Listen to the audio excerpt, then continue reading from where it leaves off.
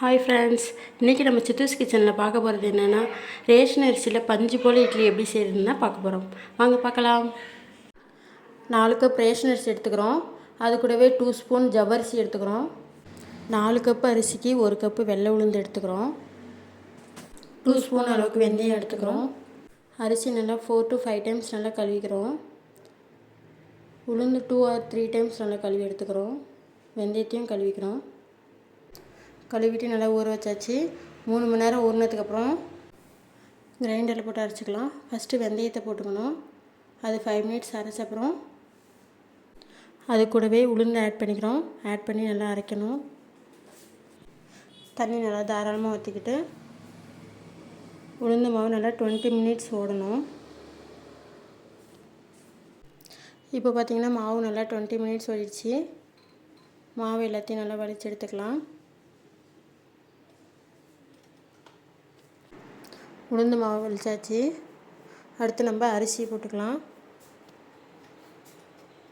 அரிசி எல்லாத்தையும் ஆட் பண்ணிவிட்டு அதுக்கு தேவையான அளவு தண்ணி ஊற்றிக்கணும். நல்லா மாவு அரையுது. ரொம்ப கொரன்னு இருக்குது. நமக்கு வந்து லைட்டாக கொரன்னு இருக்கிற அளவுக்கு நல்லா அரைக்கணும். லைட்டாக கொர பதத்துக்கு வந்துடுச்சு. இப்போ நம்ம பாத்திரத்தில் மாவை வலிச்சு எடுத்துக்கலாம். 2 மாவையும் வலிச்சு எடுத்தாச்சு. தேவையான அளவு உப்பு சேர்த்துக்கிட்டு நல்லா கரைக்கிறோம் மாவை.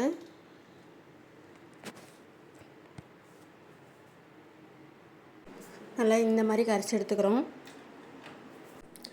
மாவு நல்லா பொங்கிருக்கு. மாவை நல்லா கலக்கிக்கிறோம் கரண்டியால். தண்ணி பத்தாமல் இருக்குது. தண்ணி கொஞ்சம் ஆட் பண்ணிக்கிறோம். இந்த மாதிரி இருக்கணும் மாவு. இட்லி ஊற்றிடலாம். அதுக்கு முன்னாடி இட்லி பாத்திரத்தில் கொஞ்சம் தண்ணி எடுத்து கொதிக்க வச்சுக்கிறோம்.